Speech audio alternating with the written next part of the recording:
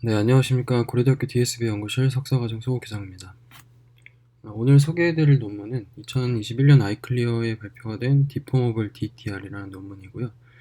이름에서 알 수 있듯이 이제 그 오브젝트 디텍션의 트랜스포머 모델을 최초로 적용한 DTR 모델의 후속 모델이라고 할 수가 있습니다. 그래서 DTR의 뭐 한계점을 어느 정도 해결을 한 논문으로서 유명한 논문이라고 할 수가 있고요. 우선 배경 소개에 앞서서 배경 소개를 이제 드리고자 하는데, 오브젝트 디텍션 태스크는 이제 뭐 다들 아시겠지만 이미지 내에서 어떤 물체를 탐지를 하고 해당 물체의 클래스까지 반환을 해주는 그런 태스크입니다. 그래서 크게 뭐 욜로로 대표되는 원 스테이지 디텍터와 투 스테이지 디텍터, 패스트 RCN으로 대표되는 그 투 스테이지 디텍터로 나뉠 수가 있고요. 뭐 일반적으로 원스테이지 디텍터 욜로 계열이 이제 추론 속도가 조금 더 빠르다는, 하지만 정확도가 조금 뒤처진다는 그런 특성을 갖고 있습니다. 트랜스포머는 이제 워낙 유명한 논문 모델이죠. 그래서 2017년 정도에 4월인가 정도에 나온 그 방법론이고요. 기존에 이제 아랫님 기반의 인코더 디코더 구조에서 아랫님 모듈을 버리고 어텐션만을 이용을 해서 번역 등의 태스크를 수행하라 하는, 일단 처음에 나왔을 때는 이제 NLP만을 위한 그러한 방법론 모델이었고요. 그래서 이게 그림처럼 이런 구조를 갖고 있습니다. 하지만 이 트랜스포머가 사실 뭐 요즘에는 비전 쪽에 더 핫하죠. 그래서 비전 트랜스포머, 뭐 DTR 이런 것들이 굉장히 많이 나왔는데, 이 중에 오늘 소개해드릴 디포머블 DTR의 후속 그 선행 논문이라고 할 수 있는 DTR은 디텍션 위 트랜스포머스의 약자가 됩니다. 그래서 2020년에 리콜라스 캐리온이라는 사람에 의해 발표가 된 논문이고요.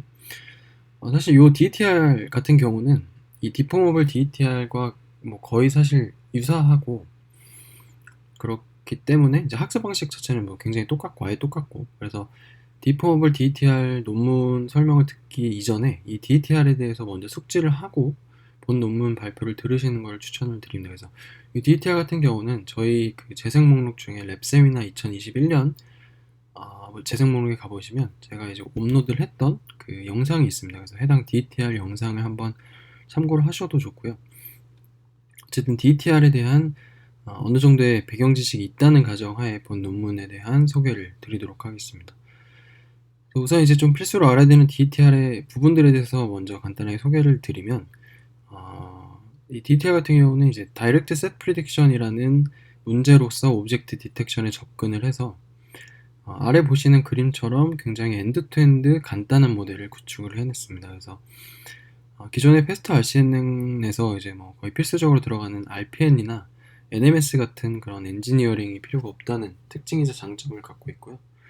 그리고 뭐 확장성도 높고 어텐션 구조를 이용을 하기 때문에, 이게 CNN의 로컬리티가 이제 한계점이라고 하면 물론 그 이미지의 어떤 큰 물체는 좀 반영하기 어렵다는 한계점이 있을 수 있는데, 그런 점을 좀 어느 정도 해결을 해서 큰 물체가 있어도 잘 탐지를 해내는 그런 좋은 성능을 보인 모델입니다.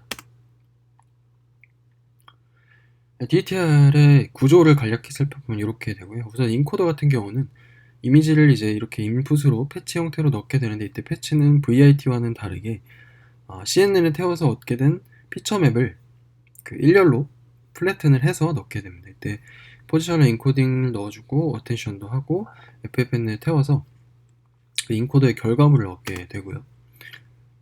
디코더 같은 경우도 일반적인 트랜스포머와 거의 유사하게 어떤 인풋을 넣어주게 됩니다. 그래서 인풋을 넣어주게 되는데, 이때 이 인풋 오브젝트 퀄에 대해서는 뒤에서 조금 더 자세히 설명을 드릴 거고요. 어쨌든 어떠한 랜덤하게 이니셜라이즈 된 오브젝트 쿼리를 입력을 해서 셀프 어텐션도 수행을 하지만, 인코더에서 내뱉은 결과물과의 크로스 어텐션도 수행을 하게 됩니다. 그래서 결과적으로 이제 그 앞서 보여드린 이 오브젝트 쿼리가 동일한 크기와 동일한 형태의 텐서로 나오게 되고요. 이 텐서를 리니어 레이어 같은 FFN에 태워서 오른쪽 보시는 그림처럼 프리딕션을 수행을 하게 됩니다.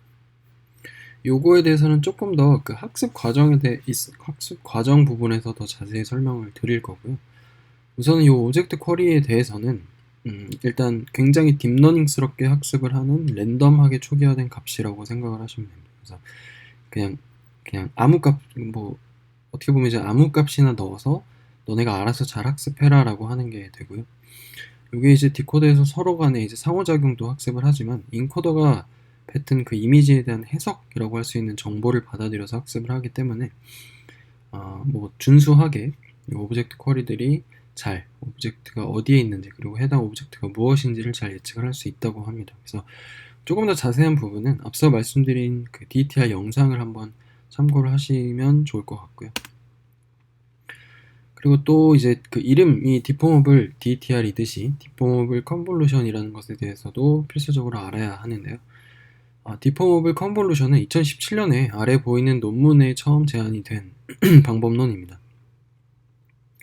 일반적으로 저희가 아는 CNN 같은 경우는 고정된 크기의 필터를 슬라이딩 패션으로 적용을 하게 되죠. 그래서 요 초록색 그림처럼 그 이미지의 물체가 아무리 크다고 하더라도 고정된 크기의 필터를 적용을 하기 때문에 립세티브 필드가 커진다는 특성을 이용을 할 수는 있지만 그래도 큰 물체에 대한 좀 탐지 성능이 조금 떨어진다 뭐 이런 한계점이 있을 수가 있습니다. 그래서 이런 거를 극복을 하기 위해서 제안이 된 어떤 방법론이라고 할 수가 있고요.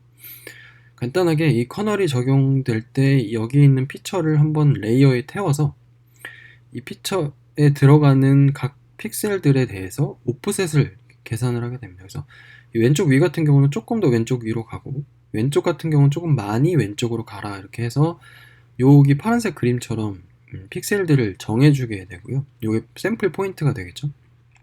그래서 이 샘플드 포인트를 가지고 그 컨볼루션 연산을 수행을 하는 게 바로 디포머블 컨볼루션이라고 할 수가 있습니다. 그래서 오른쪽에 보시면 물체가 굉장히 큰 경우에 원래는 이렇게 조그맣게 혹은 뭐 이 정도로 적용이 되어야 한다면 이렇게 이제 샘플링을 굉장히 이제 피처에 따라서 멀리까지도 바라볼 수 있도록 샘플링을 하는 걸 확인할 수가 있고요. 디포머블 DTR 같은 경우는 사실 이거랑 거의 유사한 방법론이라고 할 수가 있는데 커널에 적용을 하는 게 아니고 어텐션 메커니즘을 적용을 할 때 이 디포머블이라는 방법론 모듈을 이제 넣어서 추가를 해서 적용을 하게 됩니다. 구조를 알아야 하는데 두 가지 가장 중요한 두 가지만 아시면 사실 거의 뭐 나머지는 DTR과 동일하다고 볼 수가 있고요. 첫 번째는 멀티 스케일인데 DTR 같은 경우가 이제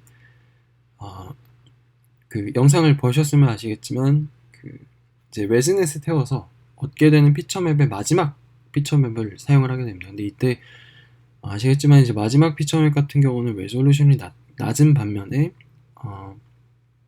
낮은 만큼 이제 작은 어떠한 정교한 부분은 좀 부족한 피처맵이라고 할 수가 있죠. 그래서 그러한 특성 때문에 작은 물체에 대해서 뭔가 그 탐지 능력이 좀 떨어진다는 한계점을 갖고 있었는데 그 해당 DTR 논문에서 사실 저자들이 FPN 같은 걸 사용을 하면 해당하는 그러한 한계점을 좀 극복할 수 있을 것이다 라고 했었고 그래서 이제 이 디포머블 DTR은 FPN은 아니지만 멀티 스케일을 이용을 하게 됩니다. 그래서 하나 요 작은 것만 이용을 하는 게 아니고 요 모든 것을 이용을 하게 되고요.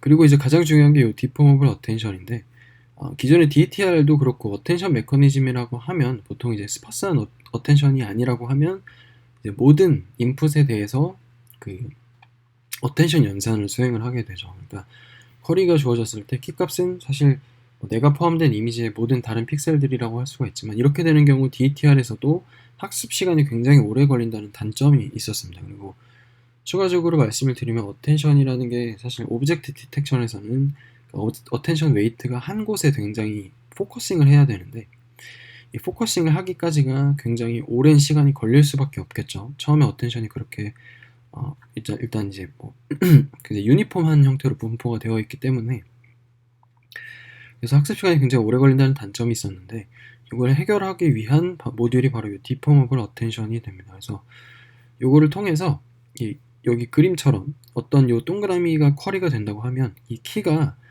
요 해당 이미지의 모든 픽셀이 되는 게 아니고 다른 멀티 스케일, 그러니까 다른 스케일의 모든 이미지를 일단 보고 각 이미지들로부터 정해진 개수만큼의 샘플 포인트를 샘플링을 하게 됩니다. 그러니까 이거는 디포머블 컨볼루션과 거의 유사하죠. 동일한 작업이라고 생각하시면 될 것 같고요. 이 인코더에서 올라가면 올라갈수록 이제 그 보는 게 마찬가지입니다. 여기서 보는 게 이 아래 레이어에 있던 이미지들의 그 소스 인풋들의 특정 샘플 포인트들만 가지고 어텐션을 계산을 하게 됩니다. 디코더도 마찬가지인데 디코더도 오브젝트 쿼리가 모든 이미지를 다 보는 게 아니고 멀티스케일 이미지를 보되 얘네들이 얻게 되는 어떤 샘플링 포인트들로부터 추출된 피처 값들만 사용을 하게 됩니다. 그래서 DETR과 차이점이라고 하면 그냥 이제 어텐션을 모든 픽셀에 대해서 수행을 하지 않는구나, 샘플링을 해서 걔네들에 대해서만 수행을 하는구나 라고 생각하시면 될 것 같고요. 이 디포머블 어텐션에 대해서 조금 더 자세히 설명을 드리면 우선 이제 인코더를 기준으로 설명을 하고 있습니다. 이 그림에서. 그래서 인코더 같은 경우는 레퍼런스 포인트가 우선 존재하고요. 이 레퍼런스 포인트는 그 말 그대로 이제 샘플링을 하기 위한 기준 점이 되는 거고, 해당 그 레퍼런스 포인트가 기준이 됐을 때 그 기준은 이제 뭐 피처가 되겠죠. 그 피처를 기준으로 해서 주변에 얼만큼 오프셋을 가져가야 되는구나, 얼만큼 떨어진 곳에서 샘플링을 해서 어텐션을 해야 되는구나 라는 걸 결정을 해야 되는 거고요. 뭐 사실 이제 컨볼루션, 그러니까 디포머블 컨볼루션에서 커널이 들어갔을 때 해당 커널이 레퍼런스 포인트가 되고 샘플 포인트를 뽑는 것과 동일한 작업이라고 할 수가 있습니다. 그래서 그림을 보시면 이 어떤 쿼리가 있고, 인코더에서는 쿼리가 곧 레퍼런스 포인트가 됩니다. 디코더는 뒤에 말씀드리겠지만 이 두 개가 다르고요. 인코더 같은 경우는 동일하기 때문에 해당 쿼리가 있는 지점으로부터 샘플링 포인트, 먼저 이제 오프셋을 뽑게 됩니다. 그래서 이 오프셋을 뽑기 위해서는 리니어 레이어를 하나 구축을 해서 태우게 되고요. 뭐 토치 코드로는 nn.linear라는 그 구조를 이용을 해서 이 점으로부터 얼마나 떨어진 곳에서 샘플링을 해야 된다라는 오프셋을 얻게 되고요. 이 아래 그림처럼 이제 샘플 포인트가 정해지게 되겠죠. 이 샘플 포인트로부터 이런 식으로 이제 피처들을 뽑게 되고요. 요거를 이제 어그리게이션, 그러니까 그 어텐션을 구할 때 어텐션 웨이트랑 구하는 게 이제 어그리게이션이잖아요. 근데 여기 밸류가 되고 웨이트를 구해야 되는데 이 웨이트를 이제 특이하게 내적이 아닌 또 다른 리니어 레이어에 해당 피처, 레퍼런스 포인트를 태워서 얻게 됩니다. 그래서 요 점은 조금 이제 그 아이클리어 리뷰에서도 이게 이제 어텐션이 맞냐라고 좀 질문이 있었던 내용이긴 한데, 사실 실험상으로 성능 차이가 없지만 속도가 조금 더 빨랐다라고 하고 있고요. 그래서 리니어 레이어로 얻게 된 또 다른 이제 어텐션 웨이트를 가지고 어그리게이션을 해서 결과적인 최종적인 어텐션 밸류들을 얻게 됩니다. 그래서 이거를 아웃풋으로 사용을 하게 되는 거고요. 이걸 이제 조금 더 시각화를 해보면 앞서 보여드렸던 그 메인 피규어랑 거의 사실 동일한데, DTR 같은 경우는 특정 포인트에서 모든 것을 본다고 하면 디포머블 DTR 같은 경우는 샘플 포인트 K가 4로 지정이 되어 있다고 했을 때 이런 식으로 다른 스케일의 피처 맵들에 대해서도 특정 4개의 지점에 대해서 샘플링을 수행을 하게 됩니다. 이때 이제 샘플링이 그 스케일이 다 다르기 때문에 노멀라이즈를 0부터 1 사이로 해주게 되고요. 그래서 0부터 1 사이의 값이 뽑히게 되면 해당 그 XY 좌표들을 기준으로 샘플링을 하게 됩니다. 이 과정을 한번 살펴보면 이 800x800이라는 이미지를 CNN에 태워서 이런 식으로 4개 스케일의 그 아웃풋 피처 맵을 얻을 수가 있고요. 이 코드, 이제 토치 코드로 이제 오피셜 코드를 돌렸을 때 그 텐서 형태와 같이 설명을 드리면 이 100x100, 50x50, 25x25, 13x13이라는 4개의 피처 맵이 있다고 하면 총 피처 맵의 픽셀의 개수는 13294가 됩니다. 그래서 실제로 이걸 소스를 텐서로 뽑아보면 이러한 형태로 출력이 되고요. 요 D는 이제 저희가 이제 뭐 트랜스포머에서 D 모델이라는 그 파라미터와 하이퍼 파라미터 동일하겠죠. 그래서 어떤 그 피처의 차원을 설정을 해주는 값이 256이 되는 거고요. 요게 이제 레퍼런스 포인트는 곧 자기 자신이 되기 때문에 그 시각화해보면 이렇게 나오게 됩니다. 그래서 균일하게 모든 지점에 대해서 레퍼런스 포인트가 설정이 되고요. 해당 레퍼런스 포인트들은 이러한 텐서 형태로 출력이 됩니다. 그래서 XY는 XY 좌표가 되고요. 레벨에 따라서 이제 복사를 한번 해주게 됩니다. 복사를 해서 샘플링 포인트에 이제 를 추출을 하겠죠. 여기 이제 리니어 레이어를 태워서 샘플링 포인트를 추출을 하게 되는데, 이때 K가 이제 2라고 제가 만약에 예시로 설정을 했다고 하면 이런 식으로 최종적으로는 모든, 그러니까 하나가 모든 레벨, 그리고 모든 헤드, 그리고 모든 K마다 하나씩 샘플링 포인트를 추출하게 됩니다. 그래서 최종적으로는 텐서가 이런 식으로 나오게 되고요. 이 샘플링 포인트를 한번 제가 이제 그 학습된 웨이트를 불러서 시각화를 해본 결과이고요. 보시면 이제 왼쪽 그림을 넣었을 때 인코더 레이어가 낮을 때 굉장히 좀 로우 레벨의 어떤 피처들을 뽑는 것처럼 좀 오브젝트 중심으로 샘플링 포인트들이 모여 있는 걸 확인할 수 있습니다. 이게 이제 인코더 레이어가 좀 내려갈수록 조금 더 이제 물체의 중요한 부분, 제가 보았을 때는 약간 좀 말단 부분인 것 같은데, 이 말단 부분에 좀 집중이 돼서 샘플링 포인트가 형성이 되는 걸 확인을 할 수가 있습니다. 어텐션 웨이트 같은 경우도 그 앞서 샘플링 포인트들의 웨이트를 한번 시각화를 해본 건데요. 뭐 이제 레벨과 포인트마다 조금씩 다른 값들이 추출이 되는 걸 확인할 수가 있습니다. 그래서 뭐 물체에 특정되어서 어텐션을 뽑을 수도 있고, 아예 이제 배경에 대해서 어텐션을 뽑기도 하는데요. 뭐 이런 식으로 좀 다른 부분들에 대해서 어텐션을 웨이트를 구하고 최종적인 어텐션 값을 구하기 때문에 이미지를 뭐 잘 이해를 한다, 이렇게 파악을 할 수 있을 것 같습니다. 디코더 같은 경우는 우선 이제 셀프 어텐션 같은 경우는 DTR의 그 모듈과 동일합니다. 그래서 코드상으로도 동일한 그 멀티헤드 셀프 어텐션 구조를 그대로 사용을 하고요. 여기서 보시면 DTR을 보고 오신 분이라면 알겠지만 이게 원래 100이었는데 디포머블 DTR 같은 경우는 요거를 300으로 좀 늘려서 설정을 했고요. 아무튼 이렇게 했을 때 이 오브젝트 쿼리들 300개가 셀프 어텐션에 타서 동일한 크기의 텐서들로 나오게 됩니다. 이제 크로스 어텐션 같은 경우는 이 오브젝트 쿼리들을 리니어 레이어로 또 한번 태우게 돼서 레퍼런스 포인트를 추출을 하게 되고요. 이때 레퍼런스 포인트도 이제 마찬가지로 그 학습된 웨이트로 한번 시각화를 해본 건데 좀 가운데에 몰려 있는 걸 확인을 할 수가 있습니다. 그래서 이거는 제가 생각하기에는 DTR도 그 코코데이터 자체가 가운데 물체가 있는 경우가 많아서 DTR에서는 이제 그 오브젝트 쿼리 시각화했을 때 이렇게 많이 나타난다라고 하고 있는데 뭐 유사한 원인으로 생각을 할 수 있을 것 같고요. 그래서 이제 XY 좌표로 이제가 추가가 된 이런 식으로 레퍼런스 포인트가 설정이 되고, 마찬가지 앞서 인코더 마찬가지 방식으로 요게 인코더의 피처 맵들과 그 어텐션을 동일한 방식으로 구하게 됩니다. 학습 과정은 이제 DTR과 동일하고요. 그래서 DTR 영상의 이제 PPT 내용과 뭐 동일한 부분들로 가지고 왔습니다. 그래서 설명을 드리면 이제 가장 중요한 게 이 바이파르타이트 매칭이라는 건데, 이 바이파르타이트 매칭 같은 경우는 이제 아래 그림이 이제 대표적인 예시라고 할 수가 있습니다. 그래서 엔지니어 4명이 있고 일도 작업도 4가지가 있을 때 한 명의 엔지니어가 어떤 일을 가장 잘할 수 있는지의 능률표가 있다고 가정을 할 수가 있습니다. 그러면 이 가정을 했을 때 한 명이 이제 하나의 일만 할당을 받아야 된다고 하면 최적의 능률을 보일 수 있도록 할당을 하는 방법은 무엇인가라고 했을 때 그 매칭을 수행을 해주는 게 바로 이 이분 매칭이라고 할 수가 있고요. 이 이분 매칭을 하는 방법 중에 하나가 DTR에서 활용을 했던 헝가리안 알고리즘입니다. 그래서 헝가리안 알고리즘 같은 경우는 이 오른쪽 위에처럼 이 오피셜 코드에도 이런 식으로 나와 있고요. 그래서 클래스 하나를 정의를 해서 헝가리안 매칭을 수행을 해주게 됩니다. 디포머블 DTR 같은 경우 이 그림이 없었기 때문에 DTR 그림을 그대로 가지고 왔고요.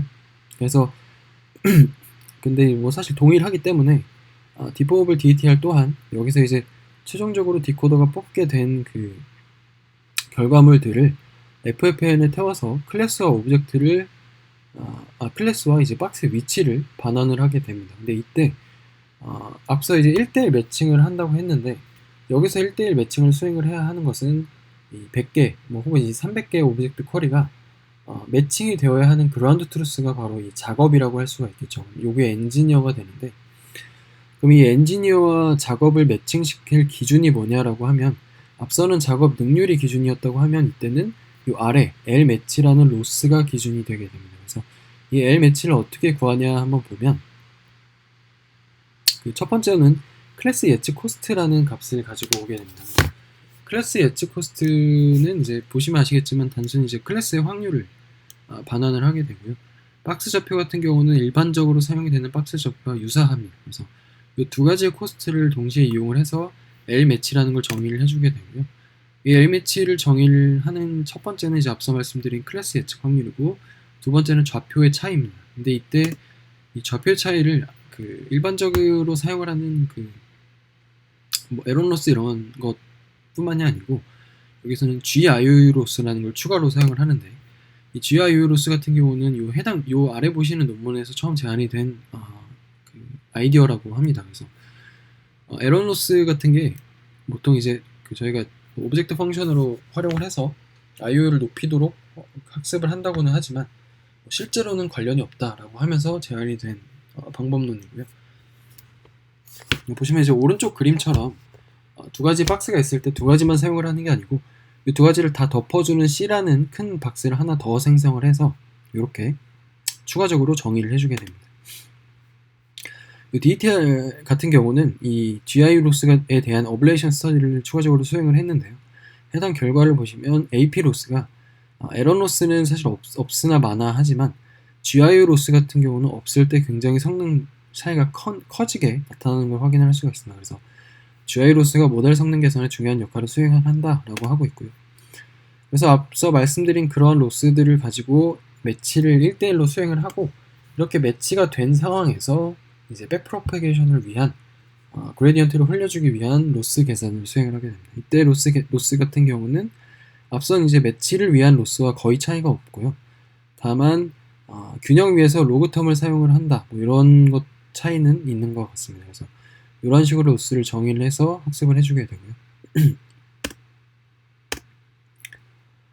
이제 평가 부분을 보면 DTR이 이제 이 회색이라고 하면 디포머블 DTR 같은 경우는 보시면 아시겠지만 이 에폭 수가 굉장히 적음에도 불구하고 성능이 유사하거나 훨씬 높게 나타나는 걸 확인할 수가 있습니다. 그래서 여기 DTR DC5 같은 경우는 에폭 500번을 돌렸을 때, 즉 7000시간을 그 학습을 했을 때 43.3이 나온다고 하면 디포머블 DTR 같은 경우는 43.8이 나오고요.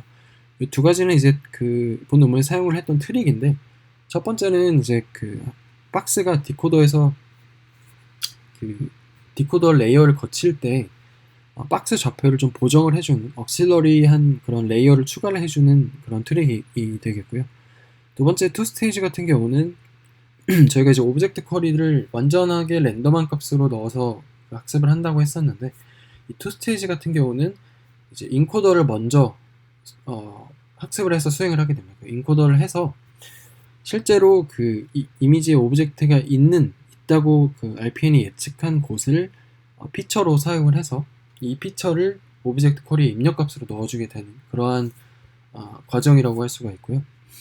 그래서 그 두 가지 트랙을 사용을 했을 때 뭐 46.22로 좀 더 높은 성능을 내는 걸 확인할 수가 있는데, 이때에도 훨씬 더 적은 그 학습 시간을 보이는 걸 확인할 수가 있습니다.